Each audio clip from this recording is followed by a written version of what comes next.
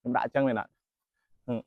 មើលអត់នេះហ្នឹងហើយហើយបងប្អូនថាវារឿងទៀបជាងនឹងក្បាលរឿងអានេះវាខ្ពស់ជាងបងប្អូនមើលតំណងក្នុងគ្រាន់តែឃើញដានជើងដំរីយើងដឹងថាដំរីកម្ពស់ណាបងប្អូនអរគ្នាមកឥឡូវមកខ្ញុំមកប្រាប់របៀបវាស់កម្ពស់ដំរីយើងមិនបាច់ប្រើម៉ែត្រប្រអីទេ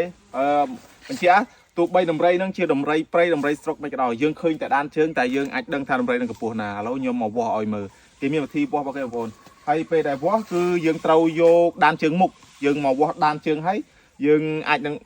ដឹងថាកម្ពស់ដំរីកម្ពស់ណាអញ្ចឹងឥឡូវខ្ញុំមកប្រាប់នេះគឺជាដានជើងមុខបងប្អូននេះគឺដានជើងមុខដានជើងមុខវាមូលតែដានជើងក្រោយនេះដានជើងក្រោយចេះដានជើងក្រោយវារឿងស្ដួចទៅមុខដល់ពេលអញ្ចឹងហើយចំណុចដែលយើងត្រូវវាស់ចំណុចសំខាន់គឺជើងមុខឥឡូវខ្ញុំមកវាស់ឲ្យមើលមិនថាដំរីព្រៃដំរីអីទេគាត់តែគេឃើញដានជើងគឺគេដឹងថាដំរីនឹងកម្ពស់ណាបងប្អូនអរគ្នាឥឡូវខ្ញុំវាស់ឲ្យមើលអានេះដោយសារតែវាជន់ទៅដីហៀមកហើយជាដានដំរីនេះគឺជាដានដំរីដែលខ្ញុំមើលថែរាល់ថ្ងៃដល់ពេលនេះខ្ញុំគាត់តែយកឧទាហរណ៍បងប្អូនមើលអញ្ចឹងហើយរបៀបវាស់បងប្អូនយកតវ៉មួយមកឥឡូវខ្ញុំដាក់វាស់ណាឥឡូវខ្ញុំដាក់មកជុំឥឡូវខ្ញុំដាក់រៀងហួសមែនបន្តិចដោយសារតែដាននេះដានជន់រួចផុកវាហៀមកទៅវារឿងដានវារួមឥឡូវខ្ញុំលួចមកបន្តិចកុំឲ្យវានេះតាមពិតនេះដាននៅលើនេះឥឡូវខ្ញុំវាស់ឥឡូវគេដាក់មកជុំទៀត2ជុំបងប្អូនគ្នាដាក់2ជុំដូចខ្ញុំអញ្ចឹងមក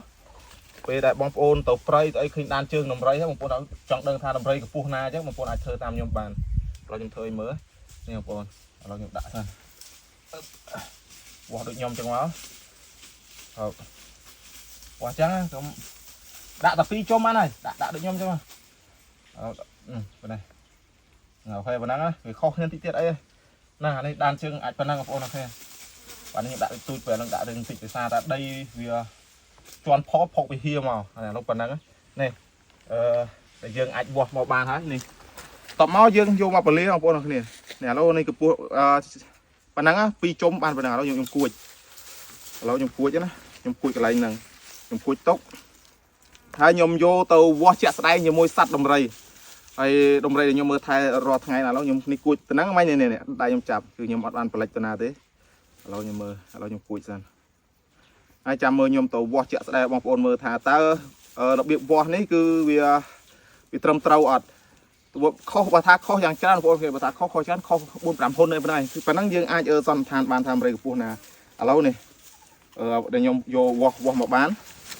គឺប៉ុណ្ណឹងបងប្អូនគ្នាអញ្ចឹងចាំទៅតាមដានបន្តទៀតថាពេលខ្ញុំទៅវាស់ដំរីហ្នឹងវាត្រូវនឹងកម្ពស់ដំរីពិតប្រាកដអត់អូខេបងប្អូនអរគ្នាឥឡូវខ្ញុំមកវាស់ដំរីហើយនេះដំរីចាក់ស្ដែងនេះគឺជាម្ចាស់ដានជើងណាដំរីមកក្បាលហើយឥឡូវខ្ញុំវាស់ឲ្យមើលនេះ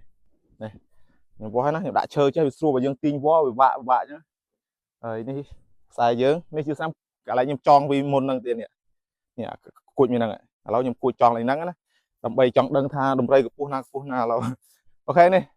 ឥឡូវខ្ញុំចង់បានហើយនេះកន្លែងហ្នឹងចំណាំបើថាដំរីមកខ្ញុំដាក់ប្រឈោចេះកម្ពស់ណាគឺអានឹងកម្ពស់ហ្នឹងអានឹងចាក់ស្ដែងនោះលើកទៀតខ្ញុំដាក់អញ្ចឹងមែនអត់